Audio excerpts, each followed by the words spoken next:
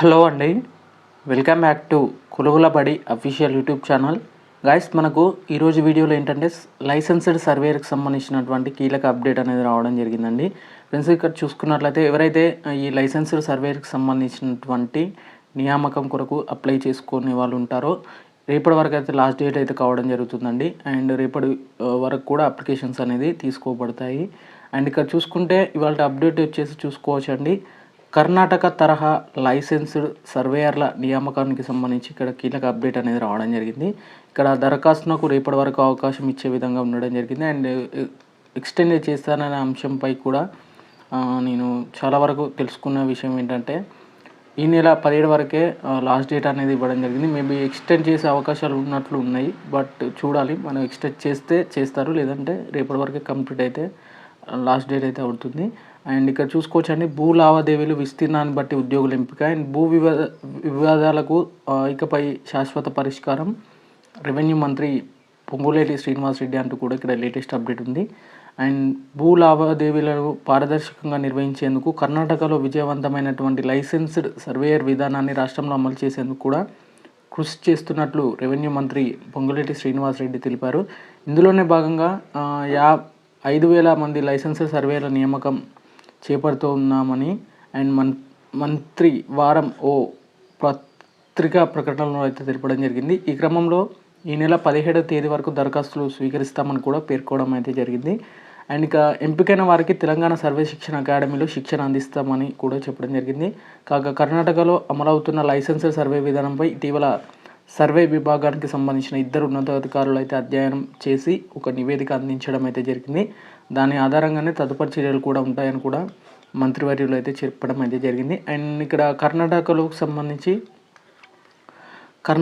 Licence surveyor పథకం వచ్చేసి 1919లో ప్రారంభించడం అయితే జరిగింది.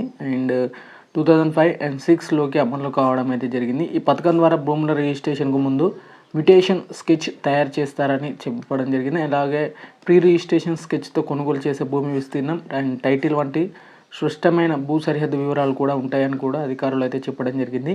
అండ్ ప్రస్తుతం కర్ణాటకలో 6,000 మంది లైసెన్స్ సర్వేయర్లు, 4,000 మంది ప్రభుత్వ సర్వేయర్లు అయితే సేవలు అందించడం అయితే జరుగుతుంది.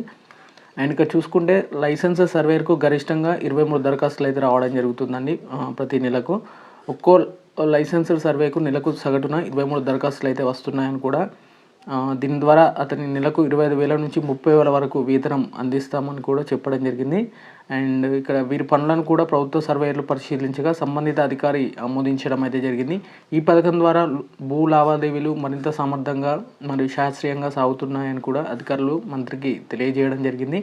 ఇక రాష్ట్రంలో భూ సమస్యలను పూర్తిగా శాశ్వత పరిష్కారం దిశగా భూభారతి చట్టాన్ని తీసుకొచ్చామని, వివిధ మండలాల్లో కూడా భూ లావాదేవీలు భూ విస్తరణాన్ని బట్టి సర్వేయర్లను నియమిస్తామని కూడా అధికారులకు అయితే సూచించడం జరిగింది. కర్ణాటకలో దాదాపు 20 ఏళ్ల క్రితం నియమితులైన సర్వేయర్లు ఇప్పటికీ కొనసాగుతున్నారని, రాష్ట్రంలోనూ అదే విధాన్ని అవలంబించడం ద్వారా గ్రామీణ ప్రాంతాల్లో ఉపాధి అవకాశాలు పెరుగుతాయని కూడా మంత్రి పొంగులేటి శ్రీనివాసరెడ్డి గారు కూడా తెలపడం జరిగింది. బట్ దీనికి సంబంధించినటువంటి డేట్స్ వచ్చేసి అప్లికేషన్ డేట్స్ ఎక్స్టెండ్ చేస్తారా లేదా అనేది కొంత ఇన్ఫర్మేషన్ అనేది మీకు తెలుసుకొని ఇన్ఫామ్ చేస్తాను. ఇంకా వీడియో నచ్చితే మాత్రం ఖచ్చితంగా లైక్ చేయడానికి అయితే ప్రయత్నం చేయండి. అలాగే కింద కామెంట్ సెక్షన్లో కామెంట్ చేయండి. మీ యొక్క ఏమైనా డౌట్స్ ఉంటే కామెంట్ చేయండి, దానికి సంబంధించి రెక్టిఫై చేసేందుకు అయితే ప్రయత్నం చేస్తాను. ఇంకా వీడియో నచ్చితే మాత్రం ఖచ్చితంగా లైక్ చేసి మీ ఫ్రెండ్స్ అండ్ ఫ్యామిలీకి అయితే ఈ వీడియోని షేర్ చేయండి, వాళ్ళకి కూడా కొంచెం యూజ్ అవుతుంది. అండ్ సర్వేయర్లకు సంబంధించినటువంటి పూర్తి ఇన్ఫర్మేషన్ వచ్చేసి మన ఛానల్లో పెట్టడం జరిగింది అండ్ ప్లేలిస్ట్లో కూడా పెట్టడం జరిగింది. ఒకసారి వీడియో చెక్ చేయండి.